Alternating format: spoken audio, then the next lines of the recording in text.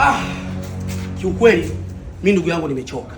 Mimi nimechoka kabisa. Yaani hapa labda aje tu mwenzangu. Mimi nimeshachoka. Tumeshazunguka sana, nimeshachoka. Labda aje mwenzangu mtafika mtaongea naye. Mwanangu, kwani mtu wewe ukimwacha mtu mpaka ale pale asije na shida gani? Ndugu yangu, hebu malizana na hawa kwanza. Mimi nimeshachoka. Wewe ongea nao. Vipi kaka? Safi. Kwani? Shida? Bwana, tunatafuta nyumba. Nyumba ya design gani? Mimi nadhani msikize mama. Msikize mama hapa, pengine atakwambia kile ambacho bwana. Dai mimi nataka nyumba iwe kubwa, sebule iwe kubwa, chooni kule. Yaani pale pakubwa, iwe sehemu hata nataka niweke makeup, iwe sehemu swimming pool. Yaani nataka sehemu, yaani kuna sehemu ile kama nataka kunywa nini, ile sehemu iwepo ile. Hiyo nyumba ya kupanga. Yeah, unafanya hivi.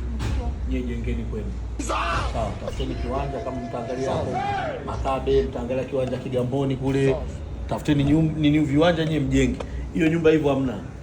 Yaani mtu anataka choo kiwe kikubwa, aweke makeup, sehemu ya kubadilisha nguo, kuwe na swimming, apate sehemu ya bar, wajenge kwao. Nanga. Ndio basi tutafuta option. kwa mtu uliokuwa unaniambia anakuja. Huyo ndo dalali mkubwa huyo. Nanga!